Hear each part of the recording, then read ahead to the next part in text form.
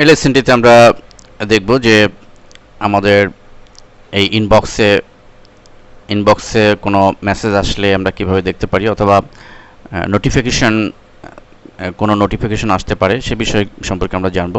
তো লক্ষ্য করুন, আমরা মেনুর ইনবক্স যেটি রয়েছে এখানে ক্লিক করলে আমরা আমাদেরকে ইনবক্সে নিয়ে যাবে এবং এখানে no conversation to show here, এখানে কোনো মেসেজ আমরা দেখতে পাচ্ছি না।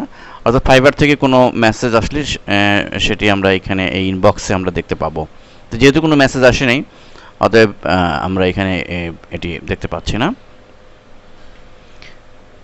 এরপরে রয়েছে নোটিফিকেশন, অর্থাৎ আমরা ইনবক্স ছাড়াও ফাইবারে লগ ইন করলে যদি কোনো নোটিফিকেশন আমার জন্য থাকে তাহলে এই ধরনের মেসেজ আমি দেখতে পাবো।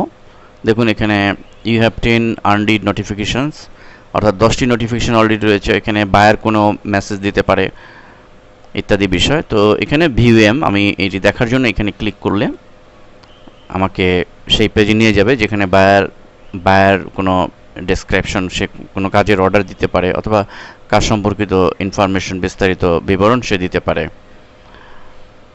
তো এই ভিউএম এখানে ক্লিক করার মাধ্যমে আমরা নোটিফিকেশনগুলো দেখতে পাবো।